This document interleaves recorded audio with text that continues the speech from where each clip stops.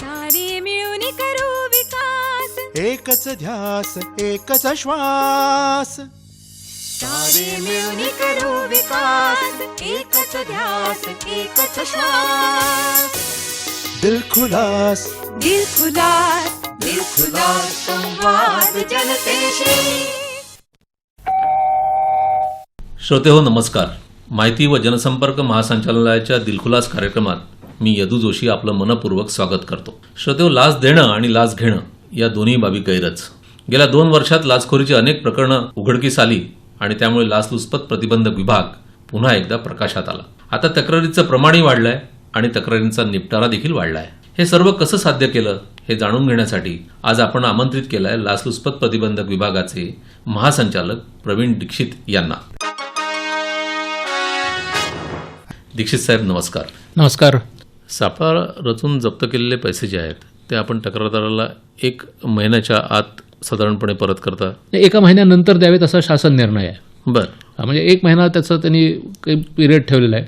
अच्छा. 1 महिन्यानंतर आपण ट्रेजरीमध्ये त्याचं बिल पाठवतो आणि ती अमाऊंट त्याला परत देतो. बरेचदा तक्रारदार फिरतात, पण तसंच पंच आणि साक्षीदार देखील फिरवले जातात. यावर काय उपाययोजना आपण केलेली आहे? त्याच्यात असं आहे की जो तक्रारदार जेव्हा आमच्याकडे येतो तर त्याच्यासाठी आम्ही एकतर तक्रारदाराची जी काही तक्रार असेल ती त्याच्या स्वहस्ताक्षरामध्ये लिहून घेतो. हां. नंतर ही माझी तक्रारच नव्हती, असं म्हणायला काही किंवा हे संधी मला वावरात? समजलंच नाही काय लिहिलं आहे हं. असं समजायला किंवा कोणाला सांगायला वावरव नये. नंबर 2, ज्यावेळेला तक्रारदार आमच्याकडे येतो त्यावेळेला त्याला जे काही तक्रार असेल, अडचणीचं असेल, जो काही त्याला म्हणायचा मुद्दा असेल तर त्याचं आम्ही त्याच्या परवानगीनेच त्याचं संपूर्ण व्हिडिओ शूटिंग केलेलं असतं. हां. तसंच जे पंच असतात त्या पंचांच्या बाबतीत देखील आपण भरपूर काळजी घेतो. एकतर काय की हे सर्व जे पंच असतात हे सर्व सरकारी अधिकारीच असतात. त्यामध्ये कुणी खाजगी व्यक्ती आम्ही कधी घेत नाही पंच म्हणून. त्यामुळे त्या सरकारी व्यक्ती असल्यामुळे त्यांच्यावरती सरकारी नियम सर्व लागू असतात आणि ते जबाबदारीनेही काम करतात. जसं जेव्हा उपलब्ध पाहिजे असेल त्यावेळेला ते 24 तास उपलब्ध राहतात. जिथे जायचं असेल तिथे ते उपलब्ध राहतात आणि त्यांची जी संपूर्ण पंचनामा जो आपण करतो तो पंचनामा देखील त्याचं व्हिडिओ शूटिंग केलं जातं. आणि ते व्हिडिओ शूटिंग असल्यामुळे नंतर तरी देखील काही वेळेला पंच फिरतात, हे खरं आहे. तर त्यावेळेला बहुतेक ठिकाणी न्यायालयानेच आदेश देऊन अशा सरकारी अधिकाऱ्यांवरती खटला भरावा आणि त्यांच्यावरती कायदेशीर कारवाई करावी अशा प्रकारचे आदेश दिलेले आहेत. आणि त्यामुळे जर एखादा सरकारी अधिकारी पंच म्हणून फितूर झाला तर त्याच्यावरती कायदेशीर कारवाई होते आणि त्याला कदाचित त्याच्या विभागातून, सरकारी नोकरीतून काढून टाकलं जाऊ शकतं. तो जर निवृत्त झाला असेल तर त्याचं पेन्शन थांबवलं जाऊ शकतं. तर अशा प्रकारची कठोर कारवाई देखील आपण करत असतो. अनेकदा लाचखोर व्यक्तींकडून दबाव आणण्यात येतो, तरीही लाच घेताना पकडल्याच्या प्रयत्नांमध्ये अलीकडच्या काळामध्ये फार मोठी वाढ झालेली आहे. हे आपण कसं साध्य केलं? मुख्य काय आहे की जो तक्रारदार असतो त्याला विश्वास वाटणं हे फार महत्त्वाचं आहे की मी जर तक्रार केली तर त्याप्रमाणे कारवाई होईल आणि ती तक्रार फुटणार नाही किंवा त्या तक्रारी लिकेजेस वगैरे होणार नाहीत आणि ज्यांनी लाच मागितलेली आहे त्याला ही गोष्ट कळणार नाही. तर ह्यासाठी आपण पूर्णपणे त्याची गुप्तता राहील यासाठी बरेचसे बदल आपल्याही कारवायांमध्ये केलेले आहेत आणि त्या कारवायांचा परिणाम म्हणून आता तक्रारदारांमध्ये विश्वास चांगला वाढलेला आहे आणि तक्रारदार मोठ्या प्रमाणामध्ये पुढे येतात. याशिवाय ठिकठिकाणी आपण जे पूर्वीचे तक्रारदार आहेत त्यांची विचारपूस करतो, त्यांचे मेळावे घेतो, त्यांना वारंवार विचारतो की आपल्याला काही अडचणी आहेत का. आणि सांगायला आनंद वाटतो की हे जे तक्रारदार ज्यांच्या मदतीने आपण काही सुरुवातीला ट्रॅप्स केलेले असतात तर हेच तक्रारदार आता अँबॅसेडर म्हणून, आमचे माहितगार म्हणून किंवा इतर अनेक लोकांना त्यांना माहिती असतं की आपल्याला लाच घेत आहेत किंवा कोणाकडनं कोण लाच घेत आहे वगैरे, तर ते त्याच बाकीच्या लोकांना जाऊन मुद्दाम आग्रह करतात की तू चल, तुला काहीही त्रास होणार नाही, हा माझा अनुभव आहे. आणि त्यामुळे बाकीच्या तक्रारदारांना पुढे यायला मदत होते. एक विश्वासार्हता जी अलीकडच्या काळामध्ये आपण विशेषतः या विभागाची सूत्र हाती घेतल्यानंतर निर्माण झाली, त्यामुळे लोकांची हिंमत वाढली आणि त्याचवेळी सरकारी अधिकारी जे लाचखोर आहेत त्यांना एक मोठ्या प्रमाणामध्ये जरब बसण्यात देखील एक चांगली मदत त्यामुळे झालेली आहे. आता एखाद्या ठिकाणी लाच दिली जाते किंवा घेतली जाते अशी माहिती मिळाल्यानंतर तक्रारदार तक्रार करताना स्वतःहून पुढे येताना दिसतात आहे. या संदर्भात नागरिकांनी तक्रार करावी यासाठी काही विशेष सुविधा आपण दिलेल्या आहेत का? त्या सुविधा आता असं आहे, आपण एकतर ठिकठिकाणी जसं आता मोठ्या प्रमाणामध्ये लोक एकत्र येतात, अशा सर्व ठिकाणी आपण सतत लाचखोरीच्या विरुद्ध प्रचार करत असतो. होर्डिंग्स असतील किंवा एखादा आठवडी बाजार असेल तर त्या बाजारामध्ये पॅम्पलेट्स वाटणं असतील किंवा प्रत्येक सरकारी कार्यालयाच्या बाहेर जिथे मोठ्या प्रमाणामध्ये लोकांना जावं लागतं तर अशा ठिकाणी पोस्टर्स लावणं असतील किंवा अगदी रिक्षा, टॅक्सी, बसेस अशा ठिकाणी मोठ्या प्रमाणामध्ये हा जो आमचा 1064 क्रमांक आहे याच्याबद्दल प्रसिद्धी असेल किंवा कॉलेजेसमध्ये जाऊन अनेक ठिकाणी जिथे यूथ तरुण मुलं असतील अशा ठिकाणी जाऊन त्यांना ह्या मोबाईल ॲपची माहिती देणं, असा सतत आम्ही प्रचार सर्व ठिकाणी करत असतो. आणि मला सांगायला आनंद वाटतो की त्याच्यामध्ये सर्व प्रिंट मीडिया, इलेक्ट्रॉनिक मीडिया आणि आज आकाशवाणी हे देखील याच्यामध्ये मोठ्या प्रमाणामध्ये पुढे आलेले आहेत. आपण या संपूर्ण प्रक्रियेमध्ये पब्लिक पार्टिसिपेशन फार वाढवलेलं आहे. बरोबर. कारण असं आहे की ही कुठलाही सामाजिक जो मुद्दा आहे त्याच्यामध्ये सर्व समाजाची त्याच्यात इन्व्हॉल्वमेंट असणं फार आवश्यक आहे. जोपर्यंत समाजातल्या सर्वांना असं प्रकर्षाने वाटत नाही की ह्याबद्दल आपण कारवाई केलीच पाहिजे, तोपर्यंत तो प्रयोग यशस्वी होत नाही. तर आम्हाला याच्यात आनंद वाटतो की सर्व ठिकाणचे सर्व लोक मोठ्या प्रमाणामध्ये पुढे आलेले आहेत. मला तर काही काही वेळेला ओरिसा वगैरे तिकडले ट्रक ड्रायव्हर फोन करतात आणि सांगतात की आम्ही अमक्या अमक्या चेकपोस्टवरनं चाललेलो होतो, परंतु अशी आम्ही तक्रार केली आणि त्याप्रमाणे तिथले RTO किंवा पोलीस जे कोणी अधिकारी होते त्यांच्यावरती यशस्वी कारवाई झाली आणि त्यासाठी मी आत्ता ओरिसाला आहे, पण तिथून मी आपल्याला मुद्दाम फोन करून कळवतोय. अच्छा. जसे बाहेरच्या राज्यातले लोक देखील त्यांना जे चांगले अनुभव येतात तर त्यामुळे ते मुद्दाम आपल्याला कळवत राहतात. लाच दिली आणि घेतली याच्यामध्ये खटले दाखल होतात, तक्रारी दाखल होतात, फोटो छापून येतात. जे काही सरकारी अधिकारी लाचखोर अधिकारी आहेत ते उघड पडतात, त्याची चर्चा काही दिवस होते आणि त्यानंतर काही वर्षानंतर असं कळतं की तो अधिकारी निर्दोष सुटला.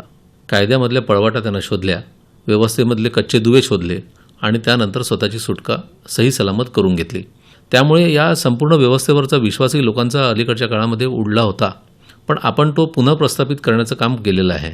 तर केवळ तक्रारी दाखल करून घेणं, केवळ अटक करणं किंवा ट्रॅप करणं याच्या पलीकडे जाऊन गुन्हा सिद्धतेचं प्रमाण वाढणं हे देखील विश्वासार्हतेच्या दृष्टीनं अत्यंत आवश्यक आहे. ते आपण नेमकं ओळखलं. ही गुन्हा सिद्धतेचं प्रमाण आपण कसं वाढवू शकलात आणि कितपर्यंत आपण ते वाढवलेलं आहे? गुन्हा सिद्ध होणं हे अत्यंत महत्त्वाचं आहे. कारण शेवटी आपण जे काही प्रयत्न केलेले आहेत ते प्रयत्न जर यशस्वी झाले तरच लोकांचा त्याच्यावरती विश्वास चालू राहील. निश्चित. ह्यासाठी वेगवेगळ्या स्टेजेस आहेत. एकतर खटला जेवढा लवकर चालू होईल तो आवश्यक असतो. तर त्यासाठी लाचलुचपत कायद्यामध्ये जे आपण खटले भरतो त्यात आपल्याला कल्पना आहे की त्या शासकीय अधिकाऱ्याला जो नेमतो त्या नेमलेल्या अधिकाऱ्याकडून त्याची एक प्रॉसिक्युशन सँक्शन म्हणून परवानगी आपल्याला घेणं आवश्यक असतं. तर त्यासाठी आपण प्रत्येक जे सक्षम अधिकारी आहेत त्यांच्याशी सतत भेटी करून त्यांना वारंवार पत्र लिहून किंवा संबंधित जे वरिष्ठ असतील त्यांच्याकडून त्यांना आदेश देऊन खात्री करतो की 90 दिवसाच्या आत त्यांनी मंजुरी देणं आवश्यक आहे.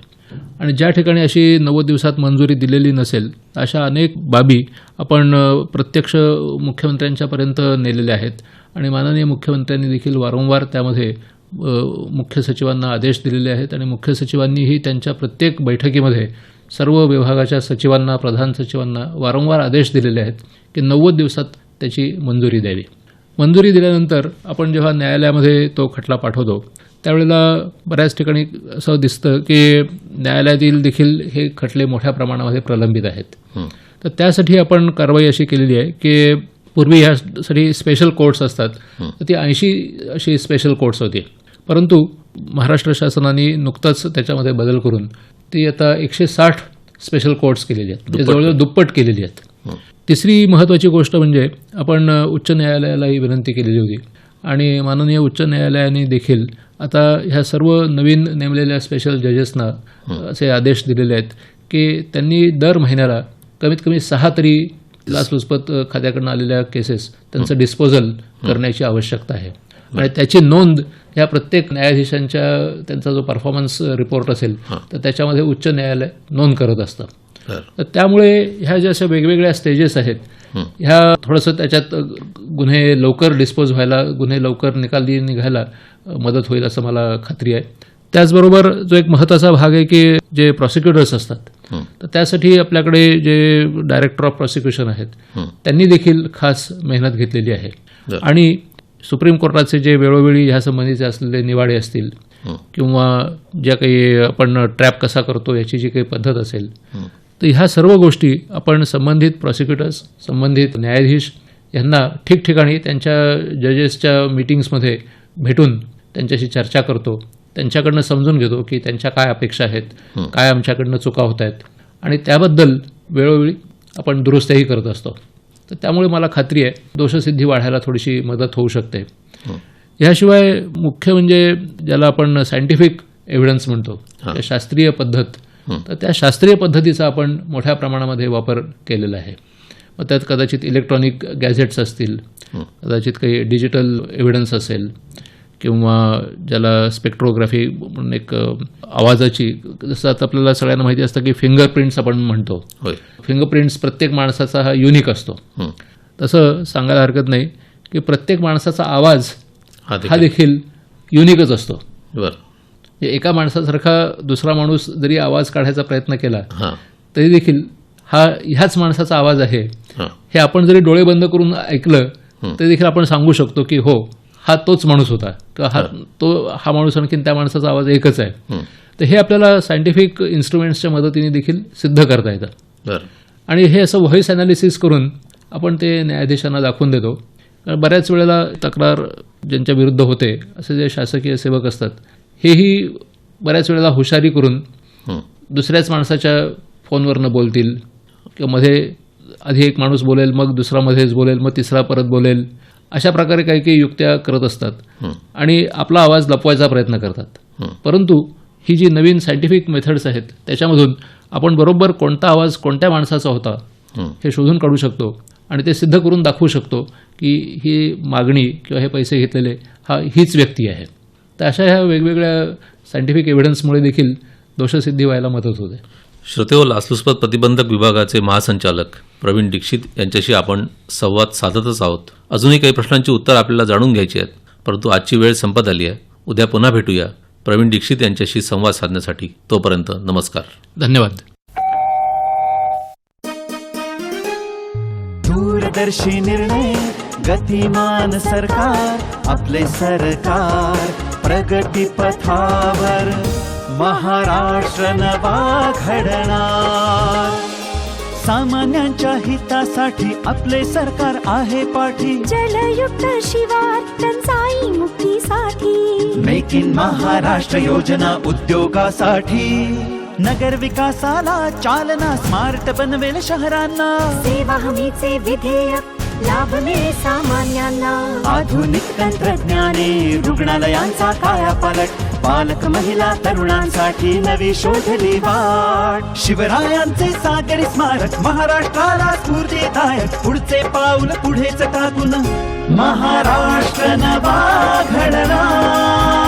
महाराष्ट्र नवा घडणार.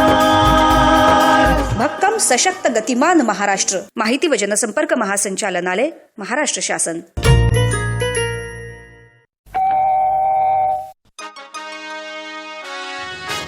सारे मिळून करू विकास, एकच ध्यास, एकच श्वास. सारे मिळून करू विकास, एकच ध्यास, एकच श्वास. दिल खुलास, दिल खुलास, दिल खुलास संवाद जनतेशी.